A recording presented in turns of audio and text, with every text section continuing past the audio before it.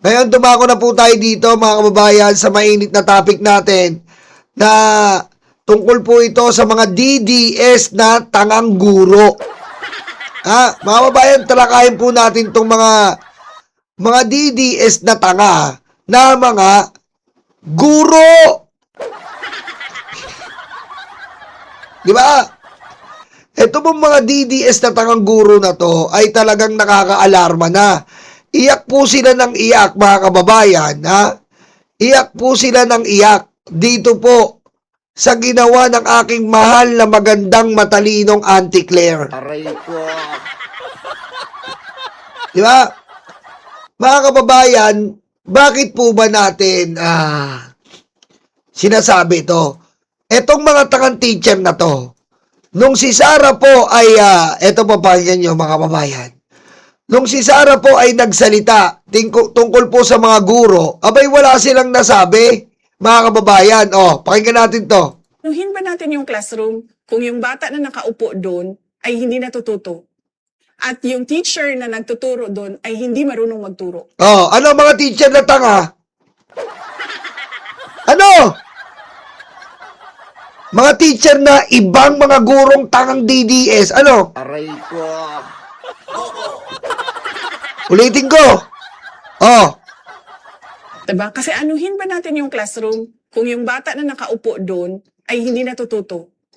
At yung teacher na nagtuturo doon ay hindi marunong magturo. Kita nyo, sinabihan kayo, hindi kayo marunong magturo. Anong inaarte nyo, pusang ina nyo, mga DDS na teacher? Aray ko.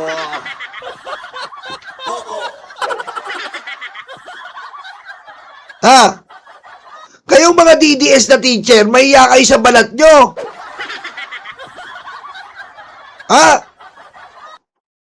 Nagtuturo kayo sa estudyante, sinasamba nyo, namiminger ng katulong. Aray ko. Mo bang maging safe sa tamang tao? Ito ang dapat mong gawin. First step, second steps, helmet. Sabi nanay ko, hotdog, ang binili mo potlong, tapos nagreklamo nanay ko, nagalit ka? Anong karapatan nyo, Anong karapatan nyo na magturo kung sinasamba nyo namiminger ng katulong? Hustisya sa katulong, hindi sa mga DDS na teacher. Aray ko. Hustisya po sa mga katulong, hindi po dyan sa mga DDS na teacher. Tanga yan. Di ba mga kababayan? Hustisya sa katulong, hindi sa mga DDS na teacher. Ano yung sinasamba nyo? Hindi natututo. At yung teacher na nagtuturo doon ay hindi marunong magturo. Hindi kayo marunong magturo, sabi ni Sara Duterteng bangag.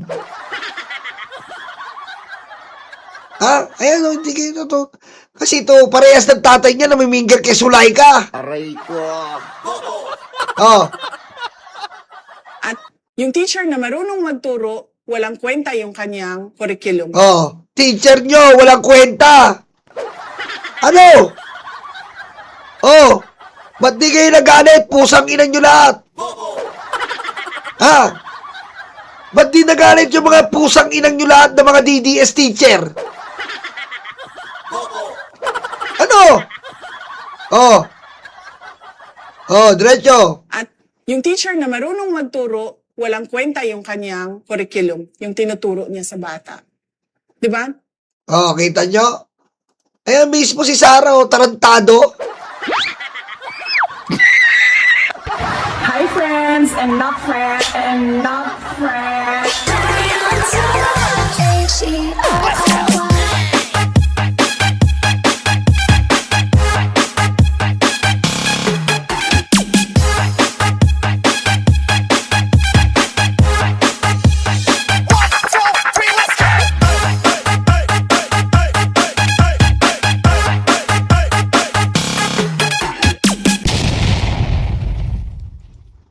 Pakinggan natin tong ibang teacher. Ito ng mga tangang teacher na to. Pakinggan natin. Parang kasalanan namin. Bakit nilahat mo naman ang lahat ng guro? Na para bang well-supported kami sa eskwela? Hindi rin naman ho kami konsentidor, no, sa mga kasamahan namin. Pero mukhang wala na ho ata sa lugar at may bitaw ho kayo niyan. Kami pa bang mga teacher ang Ma'am, tanga ka, ma'am. Ma'am, tanga ka. Ang tanga mo umintindi. Paano ka nagtuturo? Tanga ka, ma'am. Aray ko. Sorry, mama, tanga ka. Sabi nga natin, kung ang simpleng pangungusap, hindi mo maunawaan at maintindihan, paano ka pa magbibigay ng kamalayan at kaalaman sa inyong silid-aralan? Di ba, ma'am? Inuulit ko, ma'am, kung ang simpleng pangungusap hindi mo maintindihan, paano ka magbibigay at magtuturo ng kaalaman sa silid-aralan? Ma'am, tanga ka. Aray ko. Tanga ka, ma'am. Isa kang DDS na inutil. Aray ko. Sasabihin naman niya, hoy, yung YOLO, binabati ko sa mga teacher. Di pusang ina nyo, mga DDS teacher, tanga kayo. Aray ko. Putik, kung ganito po ang kalidad ng ating mga teacher na bobo umunawa, ano matututunan ng estudyante? Aray ko. Biro nyo, pinagpasensyaan na namin kayo. Yung isang DDS teacher na walang helmet, kinampihan nyo pa, leche. Aray ko. Tandaan nyo yun, mga kababayan? Kay Gabriel Go, etong mga ibang teacher nag-inarte. Kasi walang helmet, ba't nyo pa kinamerbididyoan? Kahit walang biro mo, dinidiretso nila. Pinipilit nilang itama yung mali. Nakaraang buwan lang po yun, natatandaan nyo? Nakaraang buwan lang. Walang helmet yung teacher. Talagang sinabi nila, mali pa rin daw po yung MMDA. Aray ko.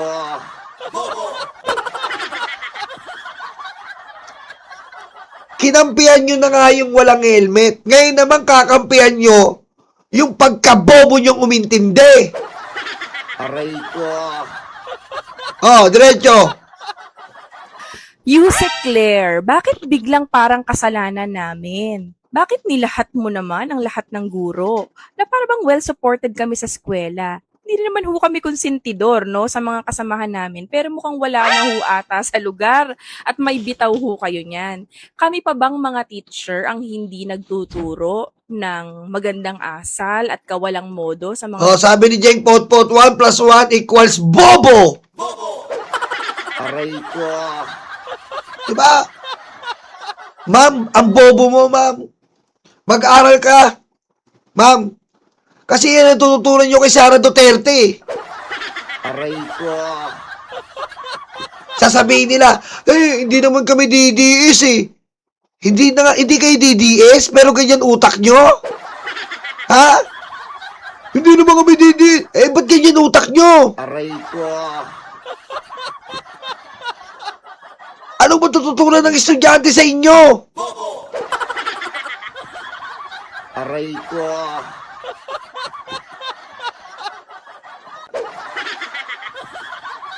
Tanga-tanga kayo. mga estudyante namin na para bang suportado nyo kami sa aming pagtuturo.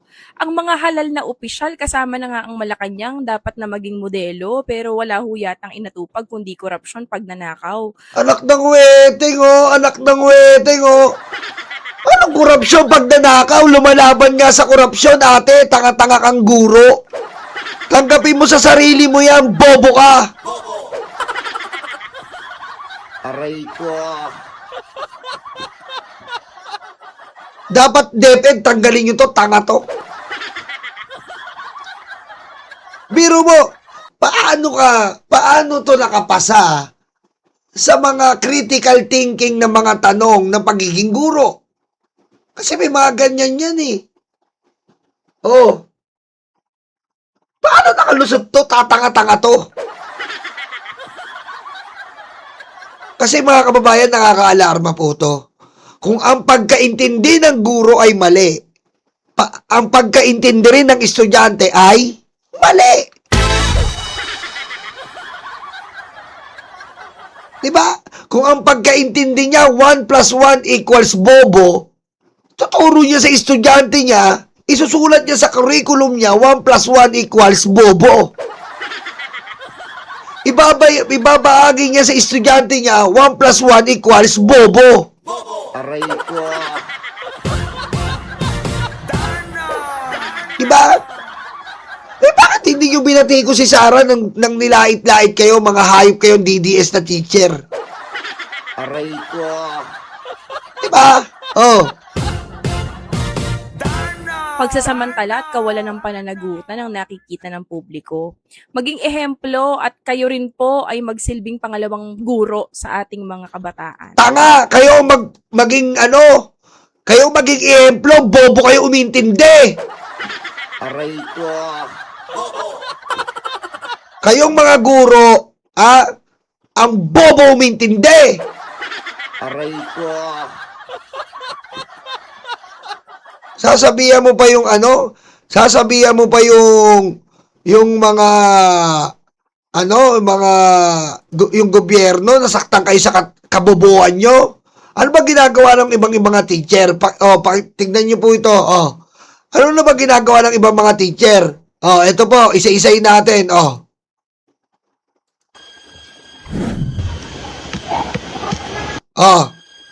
Grato. Galing squatter.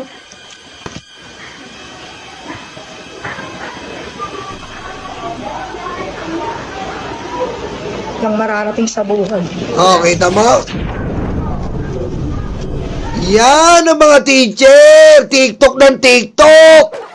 Aray ko.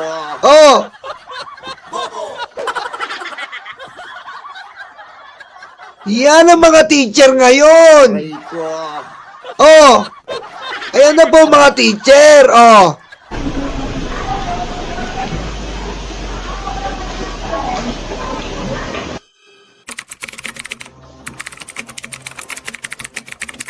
Kita mo, naka-live sa TikTok! Paano ba yan? Aray ko. Hindi ba bawal yan? Pinagkakakitaan nyo yung isang trabaho nyo, may trabaho na kayo, tapos magti-TikTok pa kayo para kumita kayo. Ano yan? Tapos papakita nyo pa sagwa ng ugali nyo? Aray ko. Mga DDS teacher na mabobo inutil?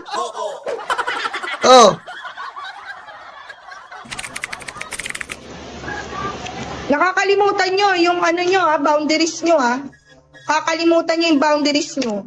Kita mo, nila-live pa nila, Una sa lahat, hindi nyo kami binabayaran dito para magtau-tauhan at gawin yung robot at gawin yung katatawanan sa harapan. Kita mo, kinontent pa, Paawa! Putik ko. Ganyan po ba? Teacher natin ngayon? Aray ko. Putik yung mga teacher niya namin noon, putik. Mas matindi pa dyan. Ito, iyakin. Pangalawa, hindi ako nag-board exam para lang hindi irespeto ng mga katulad nyo. Wala pa lamang nararating sa buhay. Ang kakapal ng mga mukha nyo.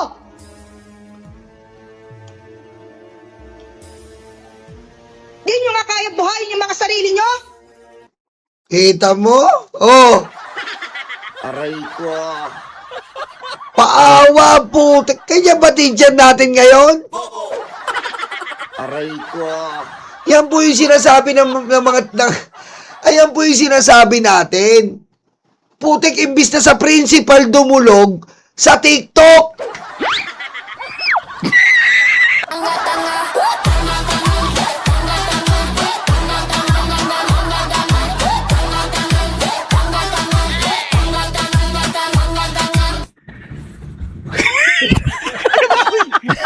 Diba? May procedure yung ganyan. Kung Kung binabastos ka, pumunta ka sa principal, ipatawag mo yung magulang. Putik tayo, nakalusot tayo sa elementary, high school. Makulit tayo, siraulo tayo sa school. Pero ilang beses pinapatawag yung magulang. Aray ko. Pusang ina, ginawa nila kinontent. Kundi ba naman tarantanga? Aray ko.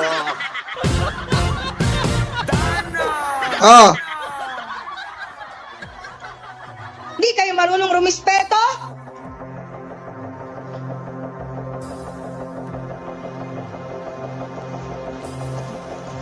Drama, men. Yan ang sinasabi ni Yusik Claire. Yan, ano pa, eto,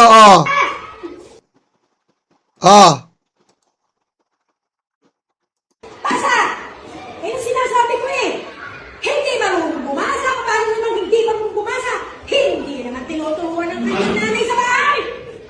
Tapos umakasan na lang lagi sa burok. Mami, na lang mo ba sa anak ko para kabasa? Okay? Tama ba yun? Tama ba yan? Tinuturuan ka ba ng nanay mo sa bahay? Yan ang ginagawa ng mga teacher ngayon. Ano? Kinokontent ang estudyante. Aray ko. Kita nyo?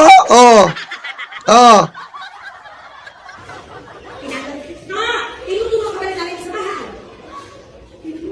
Sa burok? Tapos pupunta ang nanay mo sasabihin sa akin, Mami, na lang bahala sa anak ko. Bigyan mo grade. Parang ba? Yan. Ayan po yung mga teacher nyo. Aray ko. Kaya tama si Auntie Claire eh. Tamang-tama. Ito pa.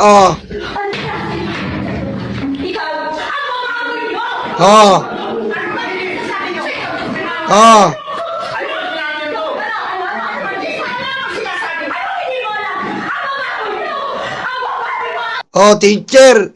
Teacher, nagpaiyot sa estudyante. Yan ang mga teacher. Baka dumating po ang pagkakataon, mapalitan si Dr. Jose Rizal. Ang maging national hero natin ay si Pangulong Duterte. Aray ko. Ano ang gagawin mo kapag nalaman mong may kapatid ka sa labas? Papasukin ko.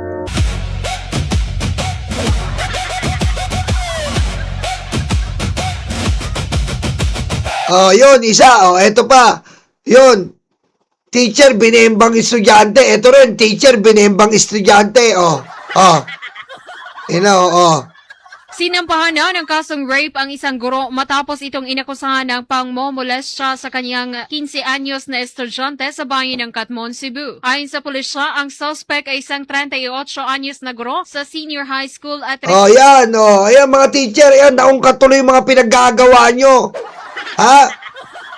Aray ko. Ito, lang molestya, teacher. Ito pa yung Iniimbestigahan ngayon na isang gurong vlogger sa Samar matapos gawing content online si Pangulong Ferdinand R. Marcos Jr. May detalye si Jay Barion. Ang lahat sa aking mga followers.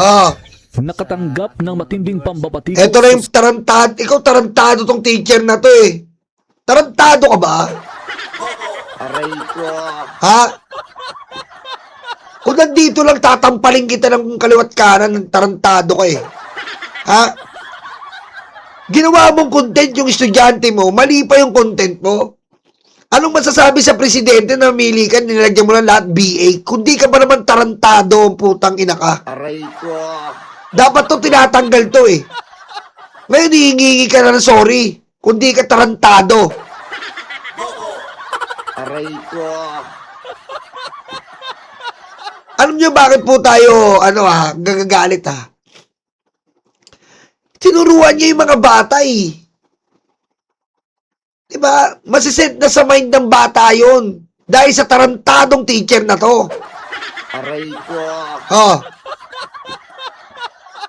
Social media ang isang teacher vlogger na nagtuturo sa isang pampublikong paaralan sa lalawigan ng Samar. Ang nasabing guro kasi ginawang content sa kanyang vlog si Pangulong Ferdinand Marcos Jr. habang nasa loob ng classroom kasama ang mga estudyante nito. Sa video, makikita na pinapadescribe ng guro sa kanyang mga estudyante si PBBM. Nagpahayag ang ilan ng hindi magandang deskripsyon sa Pangulo at ang mas nakatawag pansin sa mga netizen ay para bang ikinatutuwa pa ng guro ang mga pahayag ng mga estudyante. Dahil dito, maraming tao ang nagbigay ng mga negatibong reaksyon sa ginawa ng guro. Matapos naman makarating sa kinauukulan ng pangyayari, agad pinatawag ang guro at pinagpaliwanag. Kaya agad na binura ng teacher ang kanyang ipinost na video sa social media at nag-public apology sa kanyang Facebook account para ipaabot ang paghingi nito ng dispensa sa Pangulo at kay Education Secretary Sani Angara.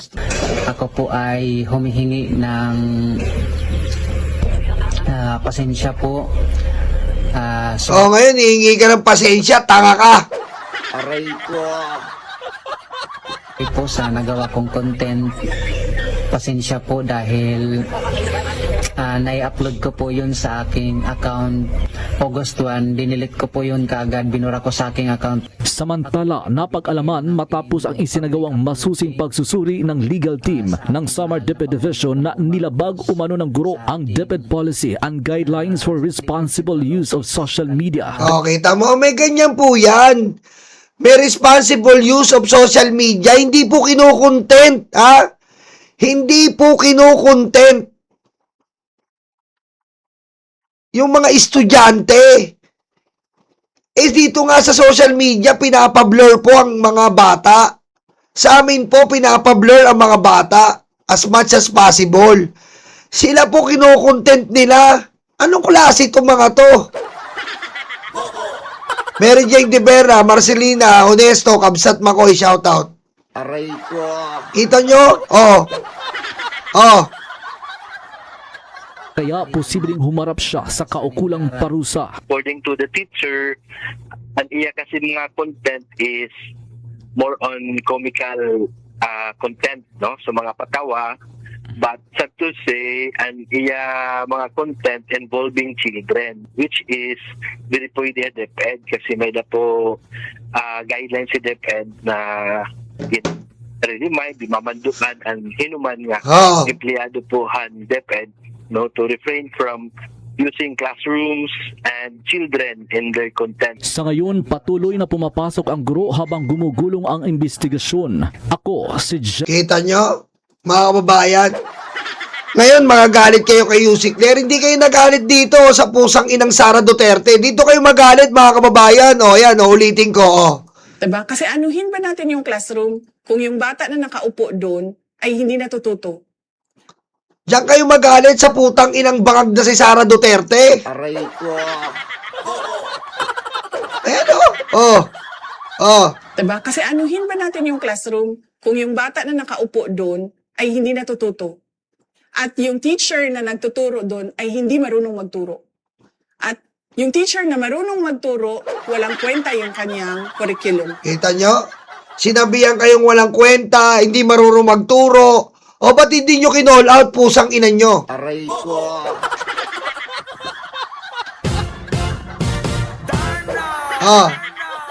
Putik lahat na lang kinontent nyo. Yung mga teacher lahat kinontent.